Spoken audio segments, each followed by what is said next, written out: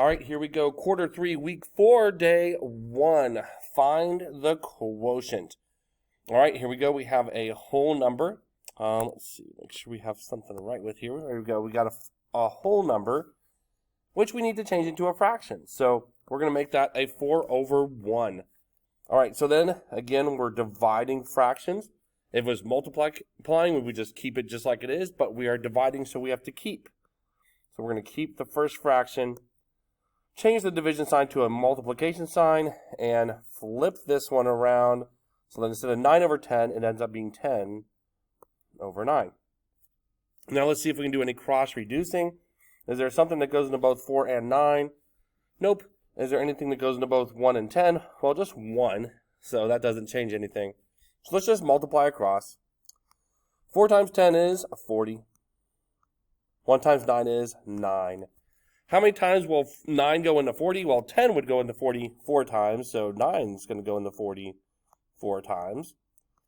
4 times 9 is 36. Okay, so if we do 40 minus 36, that's going to be 4 left over out of 9. So the answer to this one is 4 4/9. Next, we are going to find the difference. And difference means we are doing what? Yes, subtracting. So when you see the word difference, you subtract. All right, and we also have a situation where we have the decimals, right? So you have to line up the decimals when you're adding or subtracting. So let's go ahead and do that. All right, so we have 748.20 on top, and then that is subtracting, we're subtracting 18.044 from that.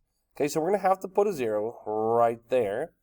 Can we take 4 away from nothing? Nope, we can't do that, so we're going to have to make that a 10 by borrowing from here, and then, well, there's nothing there, so borrowing here, this becomes a 1. This 0 becomes a 10, but we're borrowing from that 10 to get the 10 in the first place, so this is going to be a 9 now. So let's go ahead and subtract. 10 minus 4 is 6. 9 minus 4 is 5. 1 minus 0 is 1. 8 minus 8 is 0. 4 minus 1 is 3. And 7 minus nothing is 7. So our answer to this one is 730.156. Or 730 and 156 thousandths. Okay, so there we go. That's our answer for that one. Next, we write the ratio in simplest form. Okay, so all we have to do is find the largest number that goes into both 20 and 10, or basically the greatest common factor that goes into both 20 and 10. So here's all the factors of 20. Here's all the factors of 10. What is the biggest number that is in both of those lists? Well, the 10. Okay, so we're going to just divide 20 divided by 10. And of course, 20 divided by 10 is 2. And then we're going to do 10 divided by 10. And that is 1. So there's our ratio in simplest form. Okay, so George needs a string that is 4 feet long. So far, his string is 44 inches. Is this long enough, or does it need to make it longer? Does he need to make it longer? Okay, so probably not going to be able to make a short string longer, so you're just going to cut another string, I guess. But, all right, so we have to go, let's see, he needs 4 feet, right? So we know that 12 inches is 1 foot.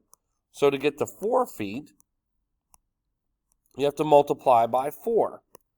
So this is times 4. So what would you have to do to find out how many inches 4 feet would be? Well, you're going to have to do 12 times 4, which would be 48 inches. All right, so he needs 4 feet. He needs 48 inches. How many inches does he currently have on the string that he cut? Well, he has 44 inches. So is it long enough? The answer would be no to that. Okay, it's not long enough. Or does he need to make it longer? Yes, he's going to have to cut another rope, and he's going to have to cut it at least 48 inches long to be able to get 4 feet out of that. Okay, so there's your answer. The answer is no, it's not long enough, and he'll need at least 48 inches. What is the value of 3 cubed plus 7, and then in parentheses 2x minus 6 when x equals 4? Okay, so we just have to put 4 in for x. So we're going to end up with 3 to the third power plus 7, and then 2 times 4. Okay, this has to be done minus 6. Okay, so we're just going to basically plug in the 4 for x right there. All right, so if you're doing order of operations, you're going to have to do the 2 times 4 minus 6 first. So 2 times 4 is 8. Okay, so this whole thing is 8. Minus 6 would be 2. So everything in the parentheses right here is just the number 2. So we're going to rewrite this. 3 to the third power plus 7 times 2. Okay, so then we need to do the exponents, which is 3 times 3 times 3. So 3 times 3 is 9, times 3 again is 27. So this becomes 27 plus 7 times 2. Then we have to do the multiplication. 7 times 2 is 14, so we have 27 plus 14. Okay, so we go 27 plus 14, and that gives us 41.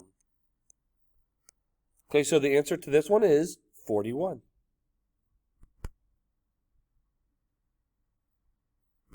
All right, it says list 3 values that would make this inequality true. So here's our inequality. N minus 3 is less than or equal to 10. All right, so here's our inequality. We need to get the n over on this side by itself. We have an issue. We have a negative 3 that we need to get rid of. And then we have to treat both sides the same. Okay, so let's look at this down below. We have n minus 3 is less than or equal to 10. To get rid of a negative 3, you would simply add 3. So if you add 3 to one side, you would have to add 3 to the other side. A positive 3 and a negative 3 ends up being 0, so we just have n left on this side is less than or equal to 10 plus 3 is 13. Okay, so to answer this one now, it says n is less than or equal to 13. So 13 could be one of the possibilities. And then any number that is less than 13 would also work. So you could put a 7. You could put a negative 23. It doesn't really matter. As long as it is 13 or lower than 13, it would work because n is less than or equal to 13. All right, Kenny signed up for a new iTunes program. Each day, he can download 3 songs. If he downloads 3 songs a day, how many songs will he have on day 15? All right, so I already started the ratio here. 3 songs each one day.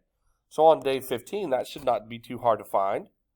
What does it take to get from 1 to 15? Well, you're going to multiply by 15, right? So 1 times 15 is 15. So then we just do 3 times 15. So 3 times 15 is 45, right? Because 2 times 15 is 30. Another 15 is 45. So 45 songs in 15 days. So on what day, it says, how many songs will he have on day 15? So that's our first answer. 45 songs would be our answer to our first one. And what's our next question? It says, on what day will he have over 40 songs? Well, let's see. What's the first day that he would have more than 40? Well, on the 15th day, he had 45. So what if you did 3 times 14? 3 times 14 would be 42. Okay, so 42 songs on day 14. If you did day 13, okay, it'd be 3 times 13, which is 36. Okay, so if we look at this, we can see that on the 14th day, that was the first day that he had over 40 songs. Okay, so the answer to the second part of this is the 14th day. Okay, so on what day will he have over 40 songs? The 14th day, and the first question was, how many songs will he have on day 15? 45 songs. Answered both of the questions, so that's all we have to do for that one. Now we need to find the volume. Okay, to get volume, it's length times width times height. All right, so I went ahead and rewrote these, but they're all mixed numbers. So we need to change them into improper fractions. So to do that, we're going to do 5 times 5, which is 25, plus 3 more is 28. So it's going to be 28 over 5. All right, then we have to do the next one. To get this one, we go 2 times 8 is 16, plus 1 more is 17. So we have 17 over 8. Then we have to do the third one. 4 times 3 is 12, plus 2 more is 14, so that becomes the numerator, over 3. Okay, so each time you do the whole number times the denominator, and then add the numerator. Whole number times the denominator, add the numerator. Whole number times the denominator, add the numerator. Okay, so now we have that. So now we're just going to have to multiply across. So let's see if we can do some cross-reducing first that might help us at least a little bit. Okay, so I'm just going to look and see if there's any number in the numerators, okay, that I can cross-reduce with any of the numbers that are in the denominators. I'm looking at the 28 and the 8, and I can see that 4 goes into both of those. So 4 goes into 8 twice, and 4 goes into 28 7 times. Okay, so I'm going to reduce that so I know I don't have to simplify that later. And see if there's anything else. Well, the 5 and the 17, nope. The 5 and the 14, okay, so we're pretty much stuck right where we are. So we're going to have to multiply 7 times 17 times 14. And that's going to give me 1,666. And then I'm going to have to multiply 5 times 2, which is 10. 10 times 3 is 30. So we have 1,666 divided by 30. So if I take 1,666 and I divide that by 30, I know that it goes into it 55 times. Okay, so then we do 55 times 30, and that means we've used up 1,650 of the 1,666. So if you take that 1,666 minus 1,650, you're going to end up with 16. So it's going to be a 16 over 30. So it's 55 and 16/30 would be the answer to that. Okay, but you can also reduce the 16 and the 30. Okay, you can divide 2 into both of those. So half of 16, let me just do a different color just so we have it. Half of 16 is 8. Half of 30 is 15. And then we have the 55 in front there. So it's 55 and 8/15 feet squared, or feet cubed, actually. So it's 55 and 8/15 feet cubed. So once again, 55 and 8/15 feet cubed would be the volume for this rectangular prism. All right, so now we need to name each shape. And I already know that this one, and this one, they are all prisms because they are connected by rectangles, okay, or squares, I guess you could say. So they are connected, the top and bottom are connected by rectangles. The top and bottom of this one is connected by rectangles. And this one has the bottom, but it's all connected by triangles. Okay, so that's a pyramid. The rest are prisms because of that. All right, and to name each one, this first one is either a cube or a square prism. It can be called either one.